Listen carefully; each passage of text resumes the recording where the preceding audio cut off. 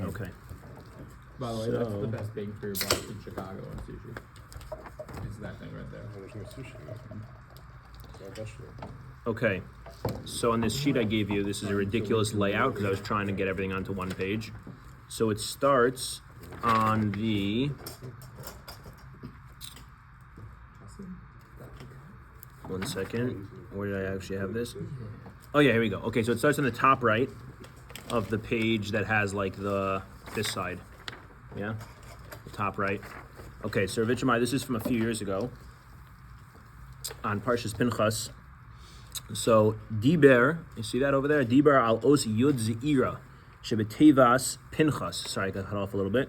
Bereish parsha.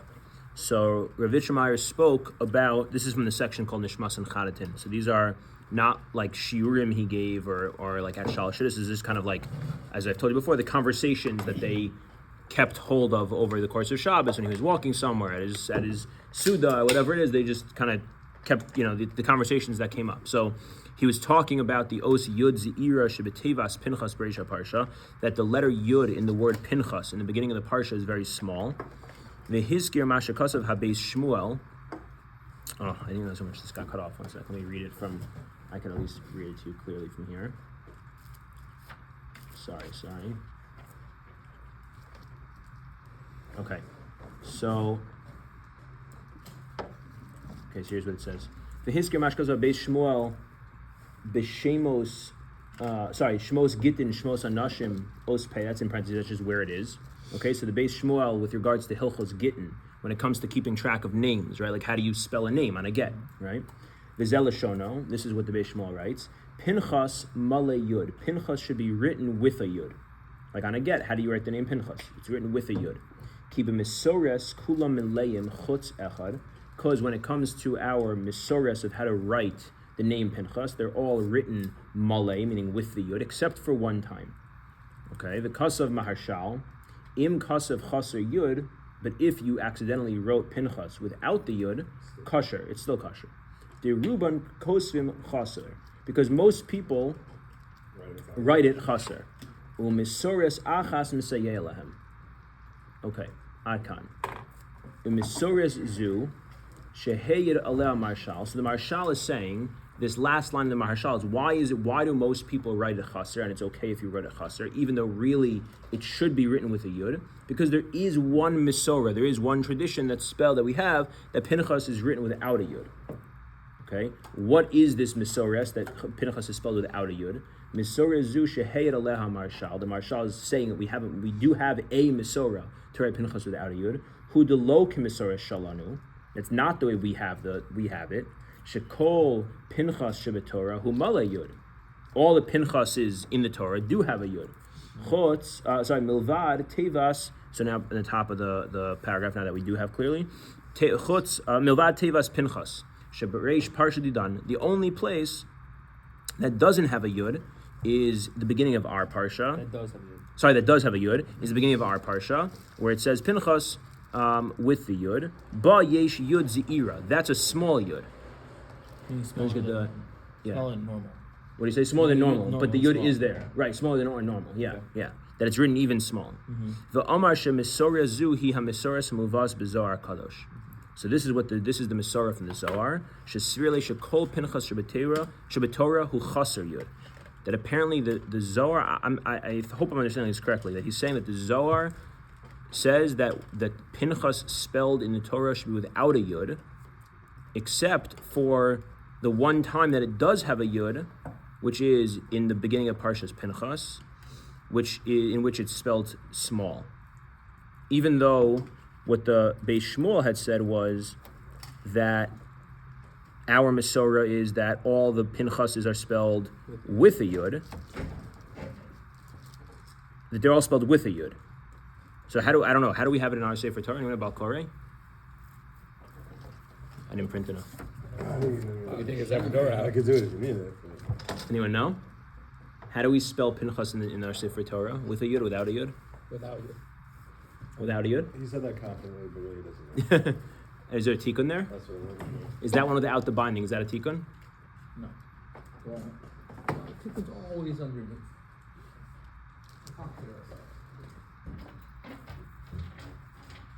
You just said, Nevi'im Hashalim. Chaser. Has it molly but small. No, but elsewhere. No, everyone seems to be agreeing. No, Everyone's but it's agreeing without it. that Pinchas in our parsha the first time Has it but small. But what about elsewhere? Like, look at the end of Balak. Yeah, Is that a ticket? it's a regular. That's weird because like he's saying. Molly and Bayar Pinchas molly. It's Male. Okay, so that's what the Beis Shmuel is saying. The Marshal is saying that there is a different Mesorah that doesn't have the Yud, and that's based on the Zohar. But the Marshal is clearly saying that that's not the regular Mesorah, which is why you should spell it with a Yud. But since there is a Mesorah to spell it without the Yud, if you well, no, the Marshal is saying that since there is a Mesorah that says to spell without the Yud, therefore if you spell it without the Yud, it's okay. But l'chatchila, you should spell it with the Yud, because our Mesorah is to have it with the Yud, which is exactly what we just saw in the Chumash, that we spell with the Yud. Everyone agrees that when it comes to the first Pinchas of our parsha, it's spelled with the Yud, but small. The question is, how is it spelled everywhere else? The thing that's wild about this is that is that a machlokas now in Mesorah of how Pinchas is spelled in the Torah? Typically, we don't really have that in when it comes to Chumash. We don't have, like we have like by the Megillah, like we read Lifneihem or Bifneihem, right? Something like that, right? Or like, we have in Tanakh a couple of times.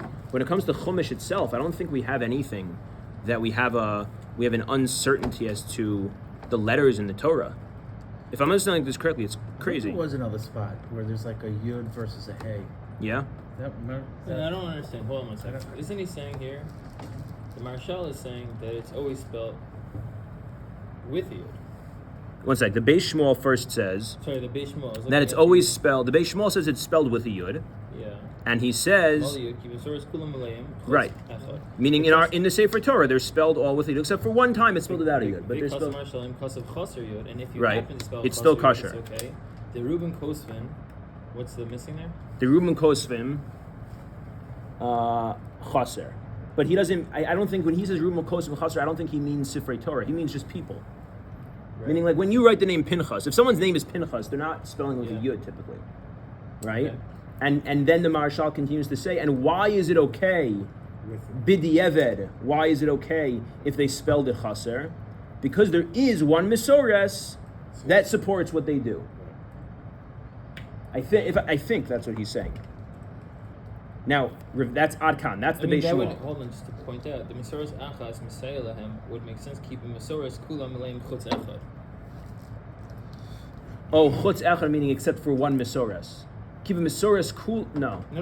What I'm saying is, like, I don't know anything about Hilchos Gittin or anything, but he's saying, like, the Beis Shmuel is saying, Pinchas, Maliyud, keep Mesores Kulam Elaim Chutz Echad, which means we always have Pinchas with the Yud except for one time. Right.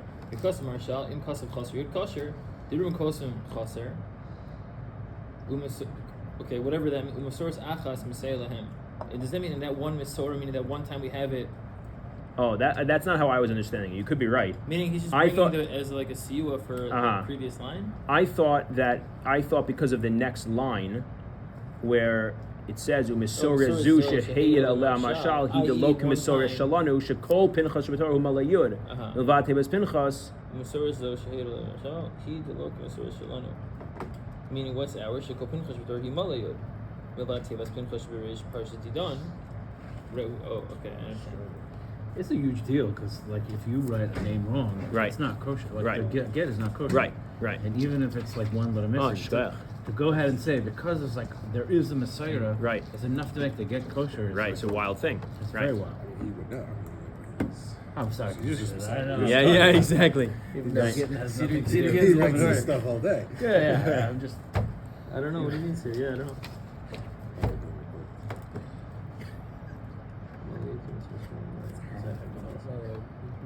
The low is the list for sure. Thursday night. No, you know what? I actually think you're right.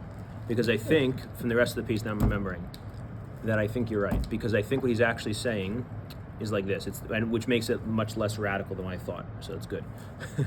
that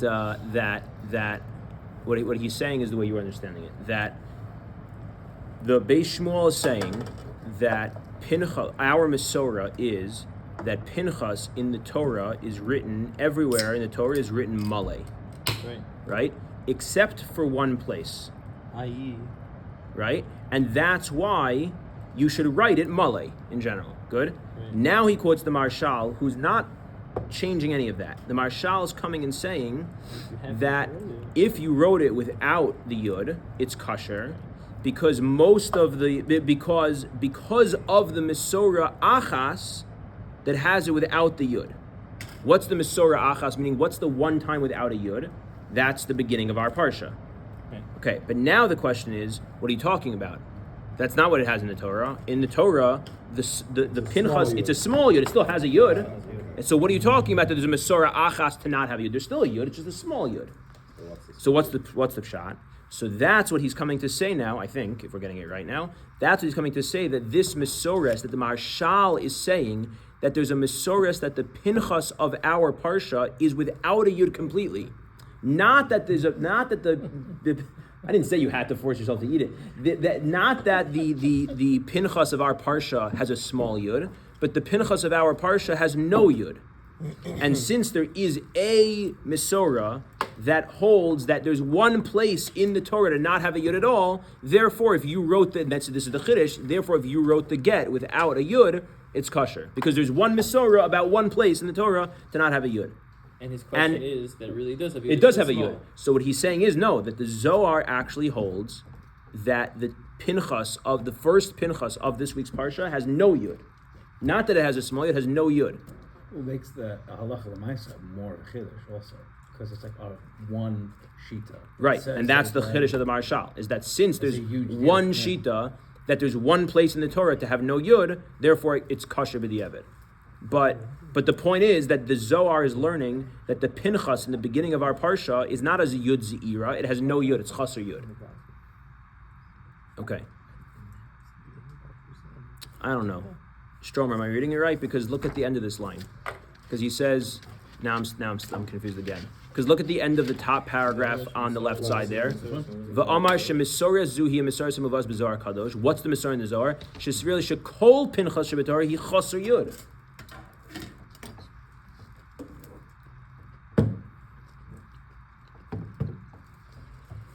I don't know why I thought I understood this when I prepared it like an hour ago. I was gonna say, you might want to prepare. It's not like the Zohar says that their Pinchas should never be had. Right. Should never That be which is had. the way I was reading it at first. That the Zohar is learning that there's no yud in Well, for any that's the Pinchas. shita, right? The Marshal.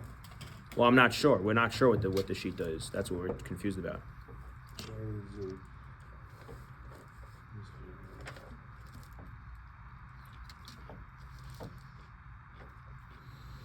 Right, he's bringing this one Messiah that's very strange, not that strange, very Right.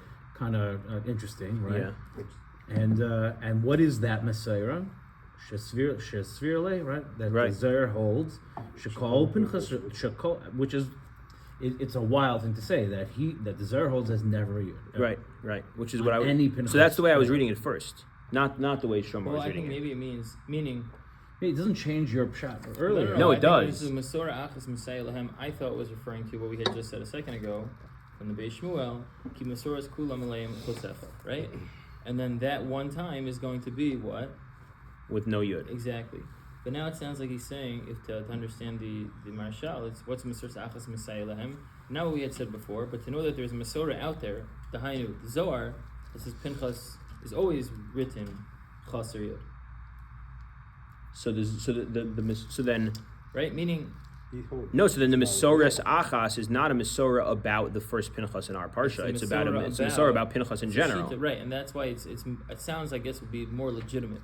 Right. The Hainu, if you're gonna match your get, say, oh, there's one time it's written out of Yod, it's okay. Right. It's a lot more credible. Has Right. a lot more like. It's saying it's veracity. never You're saying, written out with a Yod. There's a sheet Right. out there that says you never ever. Right. So, but now we're back to what I was saying before. Is so radical. It sounds like we're saying that there's actually a machlokas between the Zohar and whatever else everyone Yeah. that how do you spell the word Pinchas in the Torah, which comes up multiple times. So now there's like a It's a shot on him. that's You like a say that pretty- it's never really true. I was It's asking pretty her something radical earlier. deal. Right. Yeah, but that's one of the things that happened on the fast. That the Torah that everybody used the Masorah from was destroyed. So there is now an issue. I mean, there always has. That's why you had that one Torah, but there is now an issue. Right. It's not like a huge chiddush that you would Right. have. There's. Do you remember in NYU Smicha we had a Friday, like contemporary. We had one of these classes with a reader, Yeah. and he went through this sugya of the Rambam's Iker, that the Torah that we have in front of us is the Torah from Moshe Rabbeinu, but like, is that really true? Because we have there's these Rabbi Akiva Egers and Shas that show all these questions about how to spell words in the Torah. Mm-hmm. But I don't remember. I mean, not that I remember the whole thing, but I don't remember anyone ever bringing up Pinchas as an example of that. Right. Right? I don't know. It's interesting. I'm not sure. Okay. It's also interesting that it switches now. I was asking her something. This was last week. That's why I asked when Zimmer happened. That you would think a moment like that's when either a yud would be added. Oh, good. So that's what the piece is going to be about. Oh. But I'm very good. But I'm confused a little bit what the Marshal and the should spend more time in Zion. Yeah. I'm okay. Sorry, I'm not sure exactly what the pshat here is in the Maharshal and the way that he's explaining the Marshal. Which now I'm extra confused because we're going to see in a second is that what I think he's getting at, what he's going to darshan is that he's saying that there is a shita that the first Pinchas of this week's parsha is not a yud ze'ira; it has no yud at all. I think. Okay, let's see. Well, that would make sense with the Zohar. I know, but it doesn't make sense with the Zohar because look at that last line when he says from the Zohar, "Shesirei shekol Pinchas shebetorah hu chaser yud." He's quoting the Zohar to say that it's not a din in this Pinchas is ze'ira or not ze'ira. It's the way to spell Pinchas. Period Is without a yud. So Right? Okay. Is there a Zohar here? There actually, I think, is, yeah. Not the kind of Zohar I hold of using, but... I mean, it's probably not being misquoted. Okay, Upiresh ha'inyan. You have the blue and the red. Yeah. Let's leave that over there. Upiresh ha'inyan. Al pi pnimius. Al pi divrei hachidushe harim hayeduim beparshas tetzaveh. It's a Sulam picture. Okay, well, he's gonna learn the Sulam tonight. Okay, here we go. So Pirisha Inyan al Pipimius al Divrei Hachidushe Harim. So Rav Meir wants to explain this idea that we just learned, theoretically, based on a Chidushe Harim in Parshas Tetzaveh. Shemefarish Hashalo Niska Shmo Shel Moshe Rabbeinu beParsha Zu. Famously, we know Parshas Tetzaveh, Va'ata Tetzaveh, right? Moshe's name does not come up in the Parsha of Tetzaveh at all. Chazal say, Al pi divrei Chazal, shekol hamoser nafsho al dvar. Turn the page over. Halacha. Ein omrim hadivrei Torah, I think, bishmo. Somebody who is moser their nefesh, moser nafsho, in learning halacha, you don't say it over in their name. That's what Chazal say. Umefarish hachidushe harim.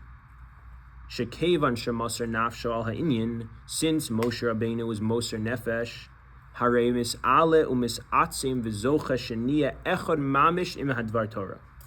I think that's what that stands for, right? Dvar Torah. That Moshe was moser nefesh to such an extent that he became one with what he was moser nefesh for. Va'al kein ein maskirim shmo. You don't say his name. Ki hu atzmo niya echad im hadvar Torah. He became one with it. Shmo hakodem nelam. His name is not even his name anymore. There's no independent entity of Moshe. V'nitman v'nignaz b'soch hadvar Torah. Meaning, I want to read the Chiddushei inside in the bottom, but just to say it out loud, we famously say why was Moshe's name not in Tetzaveh? Because Moshe had just said v'im ayi mechini nami sifracha. Right? If you're going to destroy Klal Yisrael, then wipe me out with them. Then wipe me out. Right? Mechini, wipe me out of your book.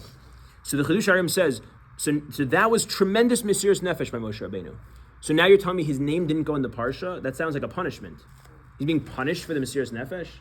His name didn't go in the Parsha? That doesn't make sense.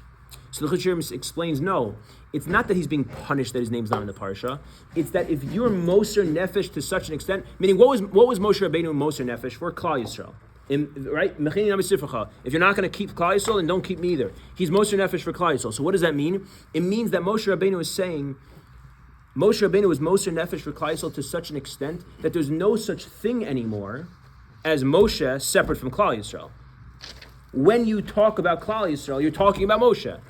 But that's what Mesiras Nefesh means. It means I'm giving up my state of being of an independent being. I've completely given myself over to this thing, that this thing is me.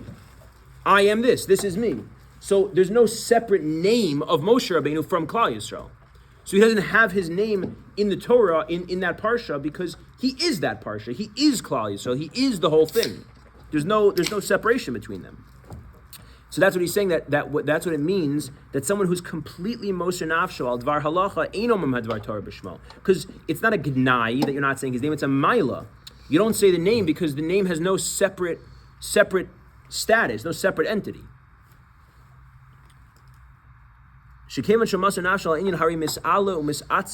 He's dissolved into it. He becomes one with it. Moshe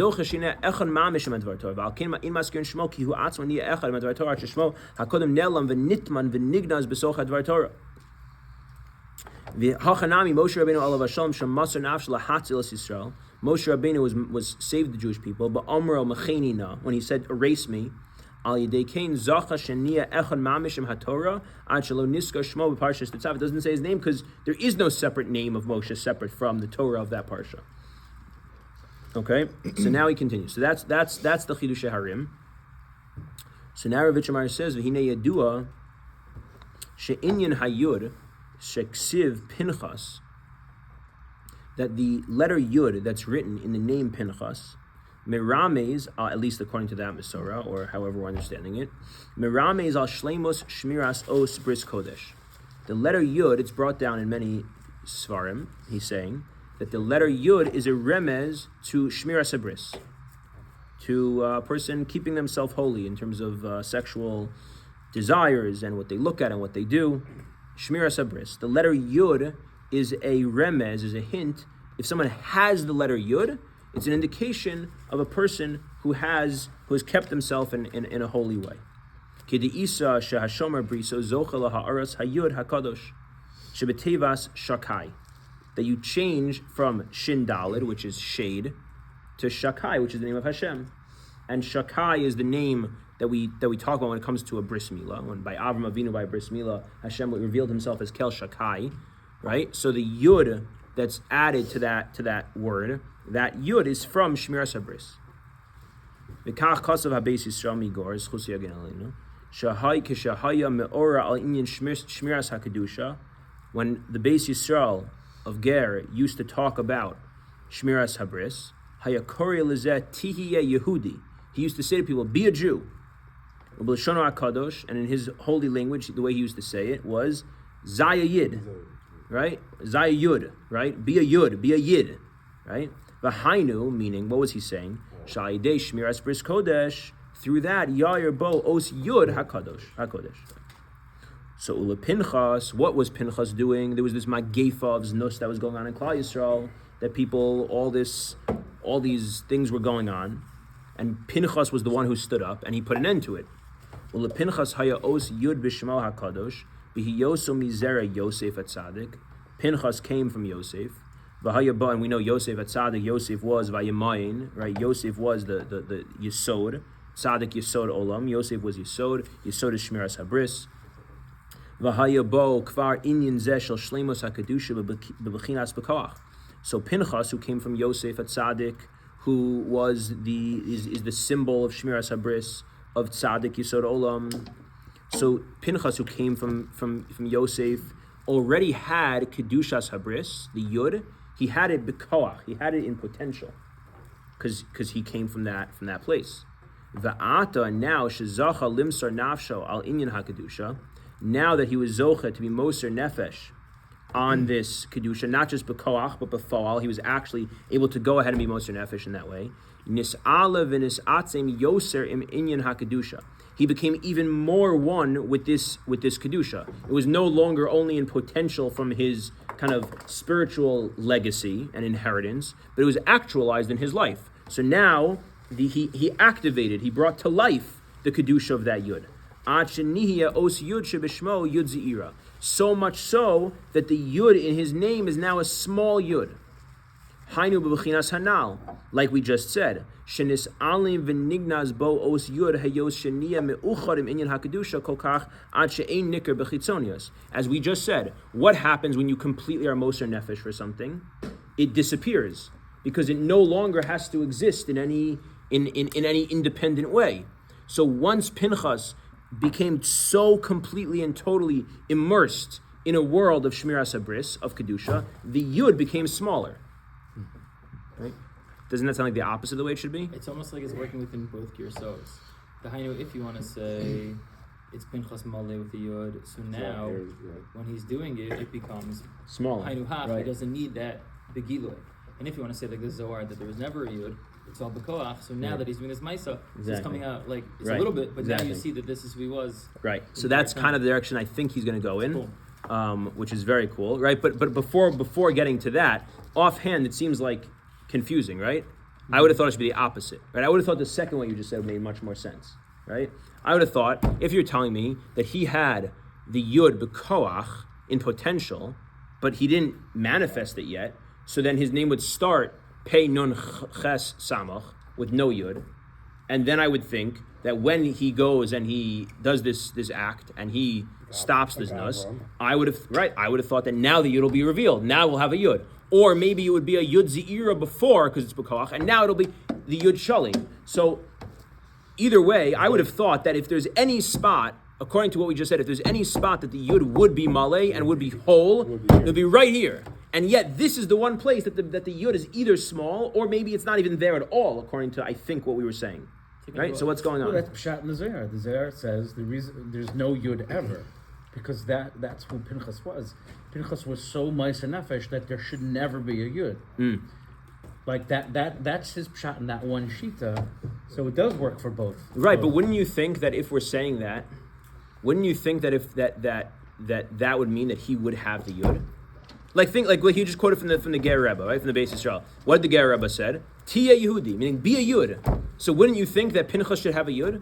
No, because if anything, he should lose the name Pinchas and just be called Yud. Well, according to the According to Zohar, what we're there should saying. never be a Yud, but according to the Like other Shmuley. Shitas, according to the other Shitas, that first Pinchas of that parsha shouldn't have a Yud either. Right? According to Pshat, that you lose your name, right? Like Moshe lost his whole name. Right. According to both Shitas, the Zohar of any time it says Pinchas, and according to everyone else, that really there's supposed to be a Yud there, but in this case there's not going to be a Yud. There should be no Yud at all. Because in both situations, your Pinchas is so absorbed into this Mesiras Nefesh, there should be no Yud. Right. The fact that there is a Yud Zira is really the Chiddush. Right. There should be nothing. Right. So the truth is, you're really all already saying what he says, which is because he said the Chiddush HaHarim already. I'm just pointing out, because I'm trying to bring out what I think is a cool Chiddush here of what Rich Meir, not my Chiddush, what he's saying. In theory, if I was writing this piece, which I'm not, but if I was writing this piece, I would have written the order differently to bring out the point, right? I would have written this before writing the Chiddush HaHarim. Because if you didn't have the Chiddush HaHarim introduce this to you, I think everyone here would have been confused by it. Right now, you want the gullus to be deeper. Right, it would have made the gullus. It would have made the Galus deeper before the Gula, right? Yeah. Because this is totally counterintuitive, Yeah. right? Yeah. If I would have told you like this, if we hadn't learned the Chiddush HaHarim yet, and we hadn't learned the thing about Moshe Rabbeinu and Parshas Tetzaveh, and I'd have told you, there's this beautiful Torah that Pinchas, when he stood up and he killed the person who was being Mizaneh, and he stopped the Magef of Znus in Klal Yisrael, so he was Zocher the Yud, because the Yud is Shmiras Habris, so he was Zocher the Yud. Every single one of us would have thought, so where should there be a full-fledged, loud and proud Yud? Right here. That's what everyone else would have thought. And yet, where is there a small Yud? The only small Yud is here. Totally counterintuitive, right? So what he's explaining, this is Rav Itche Meir's Chiddush. I just want us to, the reason I'm saying is, like, I want us to appreciate the Chiddush of what he's saying. What Rav Itche Meir's Chiddush is, which is really just based on the Chiddush HaHarim, is that it's the opposite of what we usually think. We think when we accomplish something, it becomes something very visible. But actually, maybe when we accomplish something, it becomes so integrated into who we are, or actually, in a sense, we become so integrated into it that nothing needs to be loud about it. it can actually be very quiet because it just is. Is that like It a is what we concept are. Like creation is like yesh me'ayin, but the goal of Teres Anister is to go from yesh back to Ayin. Yeah, I don't know. yeah. So let's see. So he's gonna develop this a little bit more. So and based on a very cool thing from the Baal Sum. So here we go. V'chein hismach. Technical question? Yes. He says that he came from Yosef. He didn't come from Yosef. Who did he come from? He's a Levi. He's a Levi, right. So why is he saying he comes from Yosef? Is that something that you can accomplish? Is it Inyan of He Shmiras Abris? says Biyosef mizera Yosef at Tzaddik. Right. Isn't that just because it's the Inyan of Yosef? That's what I'm. No, but he says mizera Yosef. Poetic license. Well, that's what I'm at. Like, is it that you could be Zopa that, or is that like that's Maybe he just means that all Yidden on some level are mizera. We're like, all if from you the. can accomplish that. Is that the idea? Well, I don't know because he's saying it. He's saying it technically. Well, I don't know. I don't know how he's saying it. Right. Maybe he doesn't mean it technically. Right. Maybe he doesn't mean zera literally. He means mizera Yosef because all of us are from. Even if I'm a Yisrael and someone else is a Levi, what Shevet am I from? But we're all from all the Shvatim. We're all from. Right. So is that, I don't know. I'm not Yosef sure. gives birth to this power that you didn't have. Right. It's just not normally the language someone would use when they're trying to say that. I don't disagree with you in concept. I'm just confused by the language because the language mizera Yosef usually would refer to when you're saying that someone is from the line of Yosef, right? Hey. So I don't know. I'm not sure what he means. It's weird. Yeah, and I hadn't thought about it. Okay. V'chein hismech lazeh. So Vitramar then connected this chidush harim and this idea that we're developing to the divrei Baal Hasulam Schusi Yagen Aleinu. Sha'amar le'echad shahaya mar beledaber al inyan umaylas kimas chatzos laila. I think this is a very cool story. I thought of you when I said this story. Explain why you don't like the Baal Shem? Oh, I love the Baal Hasulam. Chas v'shalom.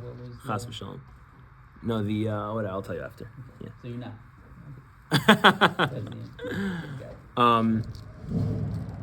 No, I would. That Zohar is put out by the Kabbalah Center, which is not interested in. Yeah. Oh, really? But, yeah. But it has the whole sulam under there. Yeah. But yeah. I never. Okay. Yeah. I have a set of that. I also have them in Token Brush, but I have that. No, but the Sulam is Kodesh Kodashim, Mamish. Vitramar quotes the Sulam all the time. Sulam is Kodesh Kodashim. Chas v'shalom. Sulam is Holy of Holies. Yeah. I once asked Vitramar actually if he could use that set of Zohar. What did he say? He gave me the most interesting answer. He said, in Yerushalayim, no. Outside of Yerushalayim, it's okay. It doesn't matter. More questions. Right? he didn't sound like happy about it. He's like, outside of Yerushalayim, it's okay. But inside Yerushalayim, no. Okay. What? I thought it was just You so. can start fire. I thought it was just because like too holy for the table. The sulam. No. That's what I told you. Right. Can I pause this for a second? Okay. Jumbotron back? Okay. Okay. V'chein hismech lazeh divrei Baal HaSulam. So the Kodesh HaKadoshim, the Sulam. He says, Sha'amar le'echad shahaya mar beledaber. It's funny that you interrupted this because when I saw this story, I decided to do this piece because this story is awesome and I thought you were going to love this story. All right, specifically. So the Baal HaSulam said to somebody, Shahaya mar beledaber al inyan umaylas kimas chatzos. So somebody was talking, there was a guy in the chevra of the Baal HaSulam who spoke a lot about waking up at chatzos, I guess to say, tikkun chatzos, I guess. And he would talk about it all the time. Like this was his thing. He was always talking about it, right? It was like Avishai talking about like Das, right? It was always talking, like this is what he talked about, right? V'amar lo shebezeh she'atem mar bel chas v'shalom to the rest of the part applying to Avishai though, as you'll see in a second. And he said to him, Bezeh she'atem mar beledaber kol kach al inyan zeh. The Baal Sulam said to him, from the fact that you're speaking about this so much, that is a clear sign. That makes it clear to all of us that you still haven't reached that level. Makes sense. You're talking about it that much. You're preaching it to everybody so much. You're so obsessing over how this one. You're telling everyone that they should be doing this. You're sticking your nose into everyone's business and saying, this is what you need to do, and giving this advice to everyone for all their issues. Clearly, you're not the real deal yet. V'hainu shemai lezu adayin etzlacha. Is he like rejecting himself? Like he wants to be able to. Yeah, when psychologically speaking, I don't know if this is what the Baal Sulam meant. I have no idea. It's beyond me. But psychologically speaking, when there's something in ourselves that we don't like, we see it a lot in other people because we dafka don't want to see it in ourselves, so we project it onto the other person, and we hate on it in the other person because really if we see it in ourselves, that's too uncomfortable. So instead, we have to see it more in the other person because we can hate on it in them. And also it could make you feel better. Right. Exactly. He's doing it. Right. It's like making everyone Never conform to experienced certain ideals. Same. Not fun. Yeah. No. Speak it out more. Well, if you create a society which wants everyone to get pushed into a certain box and you're constantly hammering, like you have to be a certain way, you have to look a certain way, you have to dress a certain way, you have to talk a certain way. Maybe it's because we're deep-seated insecurities about not actually being what we're supposed to be. And we're laying that pressure on everybody else. Wow. I don't know if I want to go too much more deep, but I think the Olam got it. Yeah. I'm not understanding That's. what you're Any deeper, we gotta pause. Did you get what you're saying? saying. I know exactly what you're saying. Yeah. Yeah. Wow. It's, That's real. the V'hainu. The finish of what he's saying. Right. Most people, when they're working on something, they try to talk about it a lot. Right. Right. And so he's actually pointing at the opposite. He's pointing out that when you talk about something a lot, you don't think that you now reached that level. Right. Right. It doesn't have to be a negative. Right. Right. That's true. We're taking it in a more negative way. I present it in a negative way. Right. Like, he's not saying it stopped. He's Right. trying to tell us. Well, is there a difference between sharing and then like forcing? Right, because I don't know what the story actually was, and I dressed it up in a more negative way than what it actually says. I don't know. I mean, what you're saying He is doesn't say something right. stop. He's telling you advice. Right? The advice is, we typically talk about something a lot, trying to work on it. Just because you talk about it a lot and you Helps think get you're you- working on it helps get doesn't you there. mean on the contrary. Sometimes that means you haven't reached it. Right. Maybe when you stop talking, Right. it doesn't mean you shouldn't. Well, that's the main point that I think you're adding with that may be true is it doesn't necessarily mean he's saying you shouldn't be doing what you're doing. He's just saying don't think Right. that you've reached the that top of the right. mountain yet. Exactly. Right. Maybe. I don't know. This guy talked about it all the time. That he thought, Right. I'm Nishbetz, I get up. Right. You know. Right. Okay, let's see how he says it. V'hainu shemai lezu adayin etzlecha b'bechinas malchus shehi inyan giloy lachutz. Malchus in the spheres, malchus is the outer layer of things. It's when something is manifest into being. Right, so we have the upper spheros and the middle spheros, and then the bottom is malchus. Malchus is when the upper and the lower, which are more, the upper is still in the formation of something, and the middle is as it's kind of coming down, and then the malchus at the bottom is when something comes into revelation, something comes into being actualized and revealed. So what Rav Itche Meir is saying is that the Baal Sulam was saying to this guy that this Maila by you is still only on the level of malchus, which means that it's on the level of being revealed towards the outside.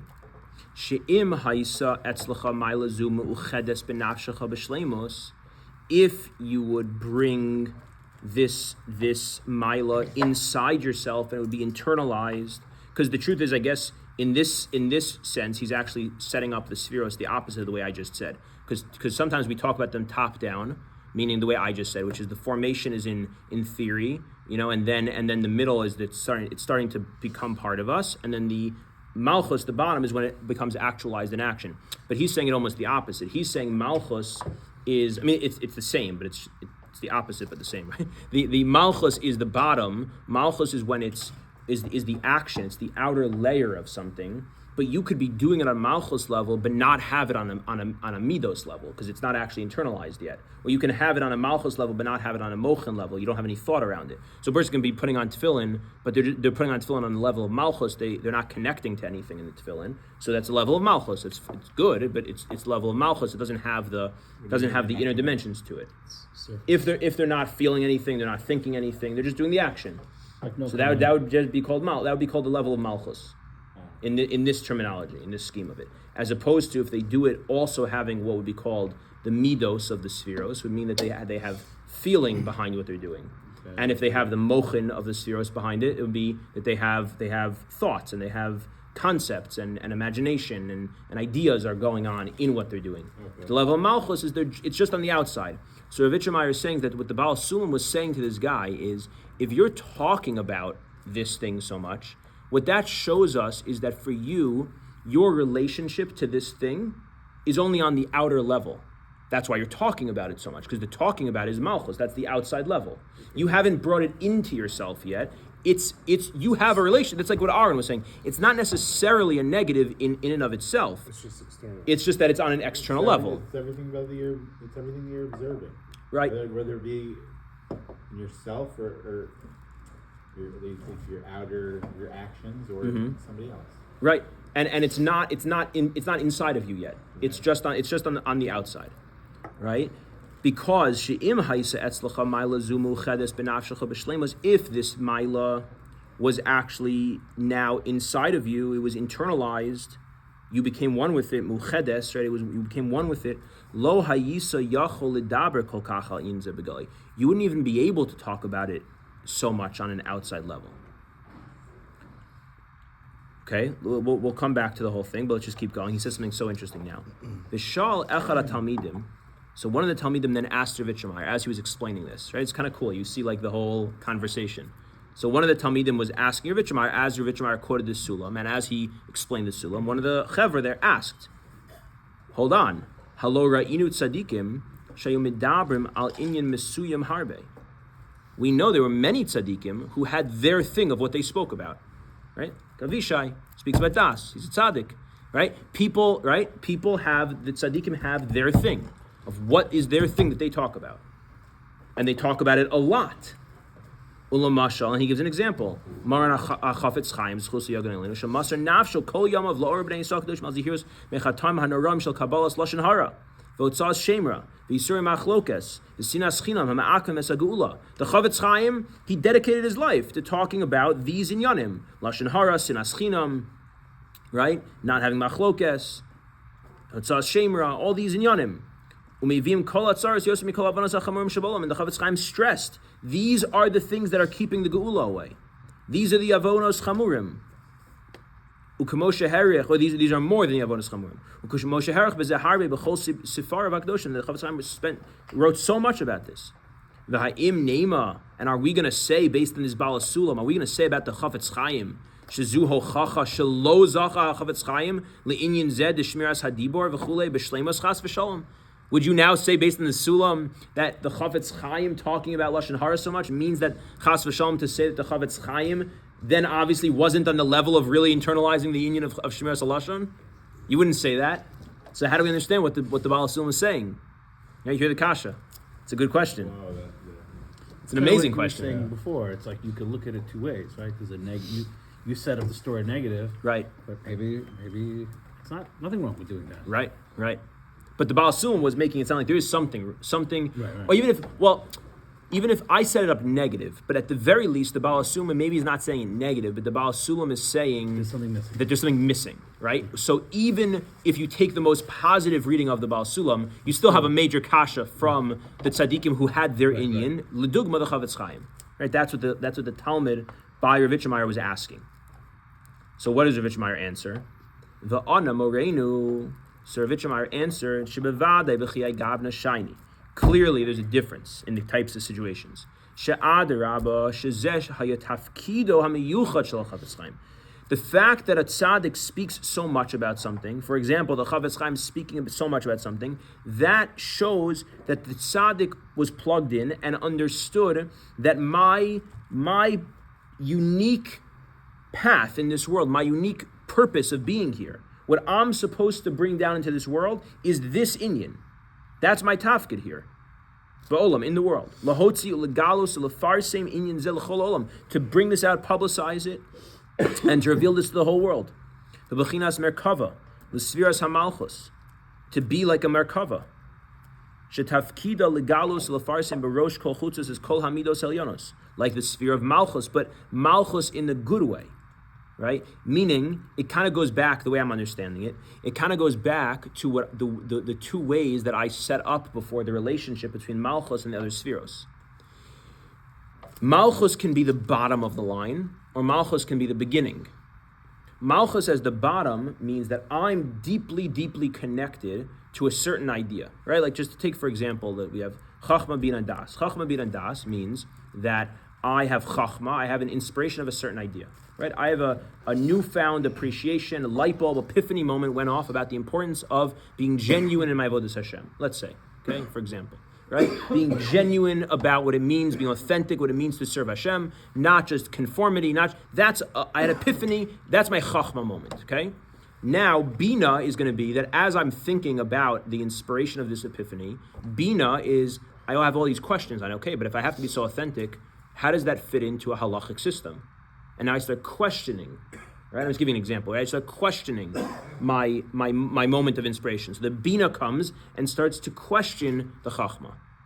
And as those two things work together to bring the idea to a more refined and deeper place, right? Then what happens is it goes into Das, which is that now you have the synthesis of those two forces, and the synthesis leads to integration. It becomes more internalized from an intellectual level to a more internalized level. Now it goes from there into Chesed. Chesed is an outward movement, and now I can take that idea and I can actually start moving with it. I can feel a sense of wanting to go with it. But then I have Gvura. Gvura is that now I have to restrain. I have to also create boundary around it. I have to create definition to it. And then I go from there into Tiferes, which is finding the hybrid, the synthesis, the harmony of bringing those two different things into a place that's greater than the sum of its parts. And then I have to go into Netzach, which is that I have to persevere to keep it up, because it's easy to have the original inspiration. It's not so easy a few months later to keep going with it. Then I have to have Hod, which is that when I have that perseverance, I can have moments of humility. I can have moments of appreciating what's come of what I've done. And then I can go to Yesod, which is that now I integrate it even further into my full self, and that becomes my foundation, it becomes my yesod. And then, when I've gone through that whole process, you get at Malchus. And Malchus is that all of that now becomes shining in the world. Malchus is like, it's the king, it's the crown. And the Malchus is that now that's fully manifest in the world. That's one version of Malchus. And that's one version of what it means to be talking about something all the time. That, as I'm understanding it, is the Chavetz Chaim, right? The other option is that I haven't gone through any of that process. I've just, for whatever reason, become very interested in shining it to the world. In whatever it is, shining it to the world for a variety of reasons. And I'm starting at Malchus. And if I start at Malchus to work my way up, to then work my way back down, okay. But what the Baal Sulam was commenting on was, a lot of people start at Malchus and they think they're at Malchus the whole way. But really, they're starting at Malchus, stopping at Malchus, and that's not even really Malchus. Right? And everything else is just a void, empty rock. Right, exactly. Right? I think that's what he's saying. Okay. Well, you could tell, because one's forcing and one's just being. Mm-hmm. But the Chavetz Chaim was just about Lashon Hara. And then another guy is like, you better do this, and this is how we got to do it, and this is the only You way. can tell, right? You can tell in a person like which one it is, 1,000%. You can, like you can. forcing or a being. Right. The problem is that a lot of people can't tell. Yeah. You can tell, Well, yeah, but when I say you, you can Anyone who tell. starts a sentence with, you know what your real issue is? That's a person who doesn't know. right away, and then That's you're, a person who doesn't know what the hell they're talking about. Right. So a lot of people don't know what to It's talk also about. irrelevant. But my point is not just they don't know what to talk about. A lot of people don't know how to discern between these two versions of Malchus. Right? What do you say? And it's irrelevant whether I can tell that somebody is like that. I don't think it's irrelevant It's because relevant if that person and himself. no, I don't think so. I think it is relevant. Lanias Daiti, it's relevant because who am I receiving Eitzah from? That's not necessarily the take. Like, why does that have to be like? Because there's a lot of people giving Eitzah, and what this is saying is that a lot of people giving Eitzah are giving Eitzah in, there's a lot of people giving Eitzah, and there's two different versions of people giving Eitzah. And we're talking about that he uses the Chavetz Chaim as the example because that's somebody who you want to get Eitzah from, right? And there's a lot of people who are going to be doing things that on the surface level of what they're doing, it sounds the same as what the Chavetz Chaim is doing, but it's coming from a very different place. And all I'm saying is that it's not so pashut, because I don't think that there are a lot of people that can't tell the difference between the Balei Eitzah, who are giving this version of Malchus of the Chavetz Chaim, and the Balei Eitzah, who are giving the guy who the Sulam was criticizing version, right? And this is an inyan that Rabbi Nachman emphasizes a lot of knowing who to really be getting from. The Zohar talks about this as well, and it's a big. Rich Meir talks about it quite a bit as well. It's not. I don't think it's a simple thing. I think it makes a very big difference. That's why maybe like the island that comes to a share like this, and the Vaksha Hashem, maybe they have more feelers or antenna to pick up that wavelength. Right. But most people don't. Most people aren't coming to. Most people aren't seeking. Right. They just are. Right. And it's very hard to learn. Yeah. It's very interesting. I always think it's very interesting how much Rabbi Nachman talks about this inyan. Because I would have thought, like, why are we talking about this? We don't have to talk about, like it's not my inyan. Like, what's my bit? Rabbi Nachman talks about this so much. But for yourself, no matter what, it's important. To know whether you're. Yeah, but what I'm saying is Rabbi Nachman talks so much about knowing that there are mashpiyim who are not mashpiyim you should be getting from. They're not coming from a real place. They're coming from I don't remember the exact lashon, if it's mamish from the other side or it's not, but he really talks about this a lot. Our Monday night Rabbi Nachman Chabura that we do, which is part of this broader thing called Taras Chaim. Right now we're learning Torah Samach Aleph. A lot of Torah Samach Aleph is about this. Is about the fact that there are Rabbanim who I forgot his exact lashon, but they're not Rabbanim. I think there's even a lashon in the Zohar, Shadin Yehudain. Oh, yeah. Mamish. What Shadin Yehudain. does that mean? A shade. A what? A shade. Demon. Oh. Shadin Yehudain. I wrote this about this in Shalach, with the one Talmid Novim Again. So it's not just from Nachman. I think Rav Hillel Mishklab wrote a sefer Kol HaTorah, and in there he said that the sin of the Meraglim was ego, and like they were worried they're going to lose their position, and at the end of days that there's going to be the same problem that leaders are going to have. So he doesn't call them shadim, but like leaders are going to be dealing with the sin of the Meraglim, that they're going to be like the Meraglim. Which again not as bad, but pretty bad. I'm saying it was Divas Aretz, it was Lashon Hara, it was it destroyed us. It killed all of Klal Yisrael. They couldn't get into the land. Right. But in the end of the day, I'm not disagreeing. For sure, the main thing that we need to be thinking about is ourselves, right? And how we. You were saying about the Meraglim.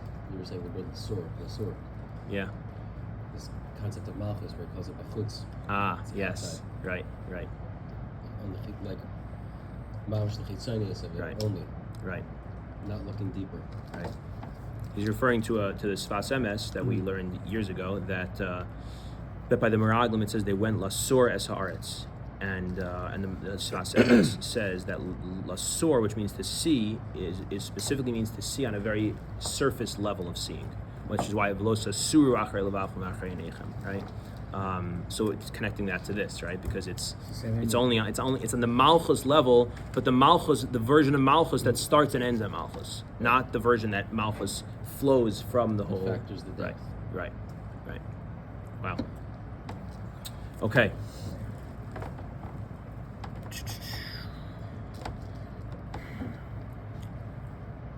Where are we? Ube'emes, we're up to the parentheses, yep. Ube'emes hatzadik atzmo, zocha l'shleimus b'davar zeh, b'tzura gavoa le'ein erech, mima shemotzi u'mefarsim klape chutz, b'chinas masha amar Rabbeinu Zal. When he says Rabbeinu Zal, he means Rabbi Nachman, al atzmo. So he says that tzadikim, the tzaddik himself, is zocha to the shleimus of this in a very, very high way. Can't even be described, from the fact that he is mefarsim to the outside world, right? Meaning, I guess he's saying that even though we just developed this idea that the Baal Sulam is saying that someone who's focusing on the outside, of revealing it to the outside, it could be not such a great thing. But we also just said that for the Chafetz Chaim, in the way that he did it, was obviously a very, very high thing. And he's saying not only is it that for the tzaddik it's okay for them to do it, but actually the tzaddik is zoche to an even higher level because of being mefarsim this thing klape chutz. Meaning when you do it in the right way, it's not just okay, but when you do it in the right way, it's actually what you're supposed to be doing. And it actually, it's optimal and it optimizes you. It brings you to your fullest, right? Like Rabbi Nachman said about himself, Shekol, so turn it back over. Now we're on the left column. Shekol masha megale umotze lachutz ze echad me'elef mehasagaso es ha'inyin l'mayla misharsha. Okay, 1 second. So did I understand that correctly? There, Rabbi Nachman said about himself. Rabbi Nachman said about himself that whatever he has taught us, whatever he told us, whatever he revealed, was only 1,000th of the understanding of it at its root. Okay, no. I mistranslated what he was saying in the parentheses. It's not what I said. He's saying in the parentheses, he's saying that even the tzaddik, who is revealing things outside, is still doing what we're talking about of having it internal, because whatever they've revealed is only a tiny drop in the ocean of what they're actually holding inside. So you think the Chafetz Chaim was so talking about Lashon Hara and Shmiras HaBris and Shmiras HaLashon and Ben L'Chavero? So your question, it's actually an amazing thought, right? The Talmud was asking Rav Itche Meir that according to the Baal Sulam, if you talk about something so much, it's a siman that you're not really holding there. So what's pshat that the Chafetz Chaim spoke about it? The answer is that relative to how much the Chafetz Chaim had about that inside himself, that wasn't even called talking about it. Right? It's like, how could you, is it so parsha that you can, let's pretend for a second, I don't think this is parsha, but let's pretend for a second that it's not, you can't really teach Kabbalah, right? So it's like you go up to someone who's teaching Kabbalah and their answer is like, that's just like that's not even Kabbalah, that's like just the introduction, right? That's just like Rashi Prakim, right? Now, to me and you, what they taught is like, wow, like that's like the deepest of the deepest of the deepest. But that's not even called them revealing anything, because relative to them, it's like there's an endless ocean more inside of them. So what he's saying is whatever you think you see the tzaddik talking about, the real tzaddik is holding mountains more of it inside themselves. So they're actually doing both of these things at once. They're revealing, but they're also holding. Megale tefach mechasetz v'chaim, really, as it says, right? Akdama to Likutei Moharan. Okay, so continuing. V'divrei Baal HaSulam she'amar l'misha harbe shehir ba ledaber odos kimas chatzos laila, and that which the Baal HaSulam said to this person who was talking all about waking up at chatzos, hayu legabe adam sheyada Baal HaSulam berach katra. The Baal HaSulam knew about this person. The Baal HaSulam knew with his own ruach hakodesh she'ein ze mitafkido hamiyuchad mishamayim shel adam zeh lahotzi legalos chutza. The Baal Sum said that to that person because the Baal Sum himself knew about this person that that's not his tafkid.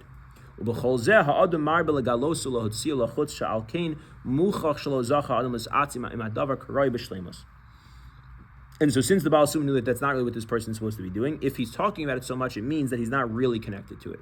What do you say? That's tough. This is very tough. This piece is very tough. How does that guy know? I know. This piece is very challenging. This is what you said. It's very hard to know if someone's legit or not. No. But just for that guy. But even for himself, right? It's Right, even right, hard. even Yeah, for for yourself, for both. He might be parroting the talking lines. This is, as I was going to say, I personally think that what we're learning tonight is a profoundly self-challenging idea. For sure for me, because I have things I talk about all the time, and it's making me really question. Like I have my go-to things. Right, 'cause he's What not does that even- mean? He's not even just saying it's superficial. Why are you smiling like that, Yitz? He's not even saying that it's. He's not even saying that like you. I'm I joking, thought yeah. where he was going was that like. I thought. Thank you. I thought where he was going was like it's superficial. He's saying it's not even his topic. Right. That's a whole like. Well, what the Baal Sum is saying We is talked that about that before. right. How do you know what you're talking? How do you know? He's So- saying you talk about it, and it's superficial. It's not your topic. That's rough. Yeah, this is a really challenging question, and lahavdil elef alfei havdalas, as Freud said, the most difficult thing for all humans is to not deceive themselves. We're all deceiving ourselves all the time. So somebody could like do the daf. That's their tafkid. They love doing the daf. They talk about it. They go to shir, right? And he's saying that's not their tafkid. he's not saying it's necessarily not. No, 'cause there's two kinds no, of he's doing saying daf. no. Hold on.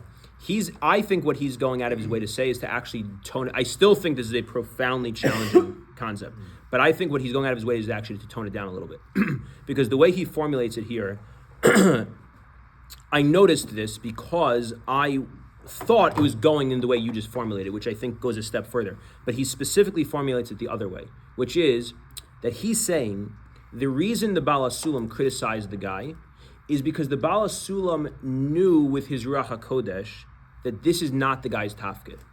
And since he knew it's not the guy's tafkid, therefore, if the guy's talking about it so much, it must be superficial, which is different than saying, very importantly different than saying If that you're talking about because the Baal HaSulam saw this guy talking about it, he knew it wasn't his tafkid. Those are two very different things. 100%. They're both For challenging, people but who one don't is like really damning and one's Is it not. Ruach HaKodesh, No, or is it but like for an those of insight us who into don't human have- psychology? Saying Ruach HaKodesh. That's what he's saying. Ruach HaKodesh. He's saying the Baal HaSulam knew Ruach HaKodesh. That's not this guy's tafkid. Totally, but for those of us who don't have the Baal HaSulam Right. to go to and say, hey, through Ruach Right. HaKodesh, could you tell me Oh, whether or Ruach not, HaKodesh. right, this is my tafkid, you know?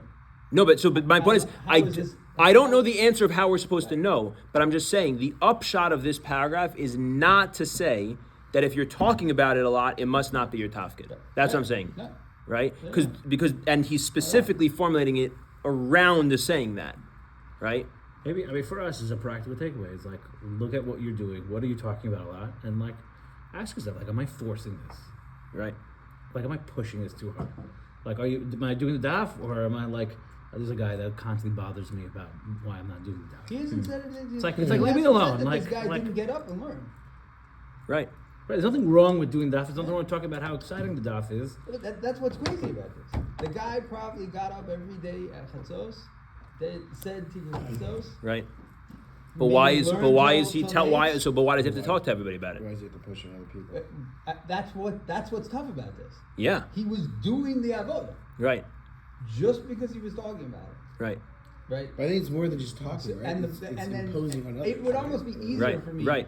it would Maybe almost- we don't know. It would almost Right. be easier for me to say that because he was talking about it, even though he was doing all of that avodah, that the Baal HaSulam knew that it wasn't like real; it was just superficial. The Baal HaSulam he has to point out that the only way the Baal HaSulam knew it is because he had Rosh Hashanah.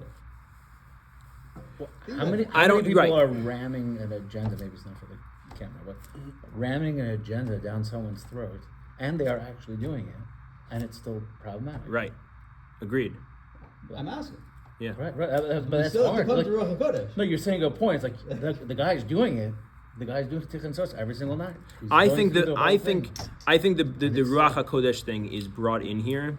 Obviously, I don't know. I'm not psychoanalyzing any of it, but I think that it's being brought in to kind of a little bit balance this back out a little bit.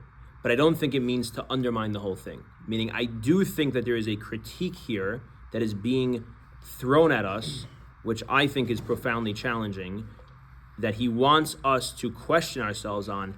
When you talk a lot about something, you got to wonder what that's about. I think the Ruach HaKodesh thing is being brought in to say, but I don't want you to go so far as to say, if I talk about it, it must be that it's not okay, right? But he does want us to take it as a siman l'davar. If there's something you talk so much about, you got to wonder why, and you got to question yourself.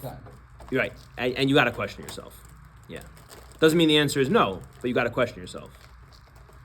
And there's no question the Chavetz Chaim also questioned himself and went through this whole Nice, process. I like that. Yeah. Right, we have to know that that's what he did. Right. And then it Right. still spilled out of him. Right. In the way it did. Yeah. Okay. Why? Yeah. Why is it so bad to talk about something if you know why is this such a big issue if you're talking about something and you're not fully you haven't fully developed that yet. Right. Why not? Like, if anything, you could say, okay, so if you like, I've heard said, Mashiach is the same letters as Mesiach, which means to talk. If you want to make something happen, talk about it. Right. So why is it a bad thing? Are you lying to yourself or not? But why does talking about it mean I'm lying to myself? No, it might be. Not that it is. Right. So I think that's the point, and that's what I was trying to say. Like, I think the outcome of this whole thing is not to say that it's a bad thing or not, but there are versions of people becoming very obsessed with something, rigid about something, evangelical about something, in a way that is really, in a sense, like a displacement of their own kind of self-awareness or growth, and it's like, there's this very outward connection to it that replaces any real connection to it. That doesn't mean that that's always the case, but there is a version of that I think is a real thing. So I think that's what he's kind of like warning us against. So that's my point. It really comes down to what version of Malchus, right? Is it a version of Malchus? Because there certainly is a concept of Acharei HaPulos Nimshachos Levavos, and Dibor is a version of that, right? Meaning that after your actions, after your speech, you can be drawn to.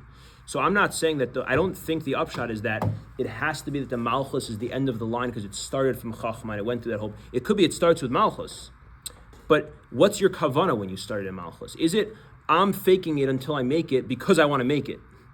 That's different than I think I'm the real thing when really I'm just faking it not until I make it, right? Like I'm just paying lip service to something or projecting something onto other people or assuming, right? So, and I think there are differences. There's nafkamina to how we talk about it, who we talk about it to, when we talk about it, right? Maybe. Okay, let's finish up the piece. So he says, Val pianal muvan shebazor kadosh. Therefore, we can understand the Zohar, which always is talking on the inner level. That's why the Zohar, so going back to what we started with, the Zohar is the one who has the Mesorah of Pinchas without the Yud. That Pinchas became so strong in the world of Kedusha, that the Yud of his life, which is the Kedusha, was hidden. Not that it was revealed, it was hidden. Because when you really conquer something, it's hidden.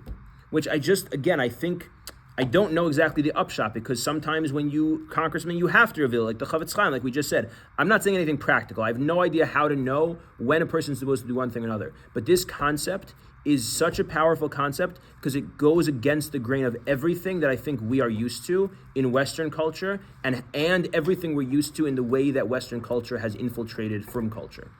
We think that when something is accomplished, it is outer, it's visible, it's seen. Where, I'm not saying there's anything bad about making a siyum, but we make the siyum.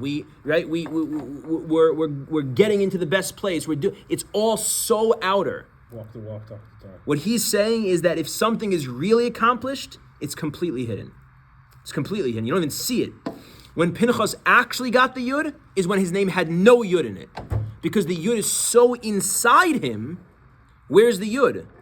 It's in Pinchas. It's not on the letters of Pinchas. It's not visible. It's inside Pinchas.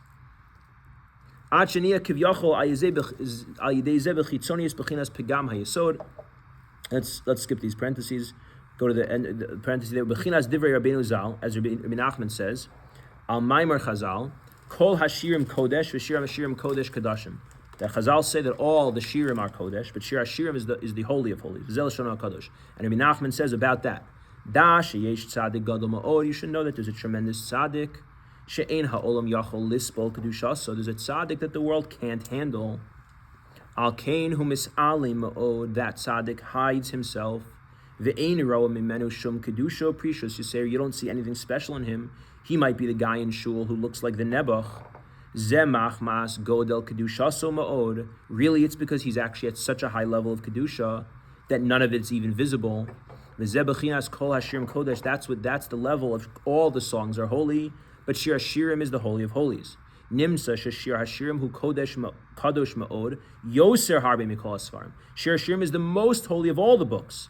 Vihine matzinu sheshlomo hamelach alav hashalom chibar shlosh svarim. Shlomo wrote 3 books: Mishlei, Koheles, v'Shir Hashirim. Ube'emes Mishlei v'Koheles him kulam mileim musar v'yir shemayim ma'od. Mishlei and Koheles are filled with musar yir shemayim. Umatzinu behem tevos kedusha v'tara kamapam. We see tremendous kedusha and tara in those books. Aval b'Shir Hashirim eino nimtza tevos kedusha v'tara klal. You read Shir Hashirim, where's the kedusha? Where's the tara? Where's the musar? Where's the yir shemayim? None. It's a story of 2 people madly in love with each other, running after each other. Poke ayin v'tishkach. Go look. Shebechol sefer Shir Hashirim ein nimtza sham b'chol ha-sefer. We're on the right side of the same page in the bottom. You won't find anywhere in the sefer shum tevos kodesh v'tahor v'zeh machmas godel otzim kedushaso. That's because it's so holy that the holiness is so real that it's just on the inside. That none of it is preached. None of it needs to be displayed. Einam rom shum kedusha. You don't see any of it. Al kain eino nimsa shum tevos kedusha v'tara klal ad kan l'shama.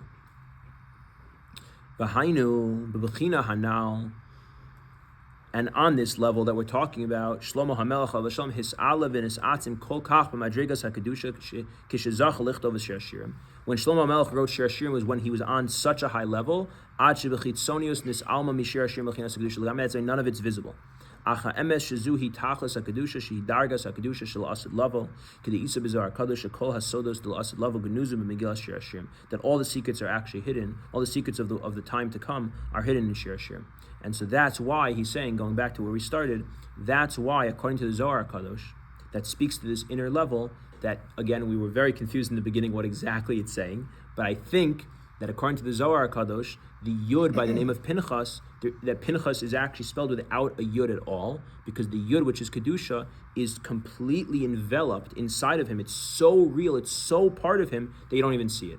And even according to the other Shitas, that it's a Yud Ze'ira, I think you could still say the same thing, right? It's still a smaller Yud than usual because it's absorbed inside. And again, I think this is really something pretty profound on a lot of different levels to really think about. If you really take this seriously, like really kind of question yourself, and hopefully be more v'tahir libeinu la'avdecha be'emes, to really have that level of true, pure introspection to be able to serve Hashem with real, true emes. Shkayach. Okay. So Rabbi Nachman said that the stories were the holiest. Yeah. Right. And the deepest secret. Yes. He couldn't teach the Torah.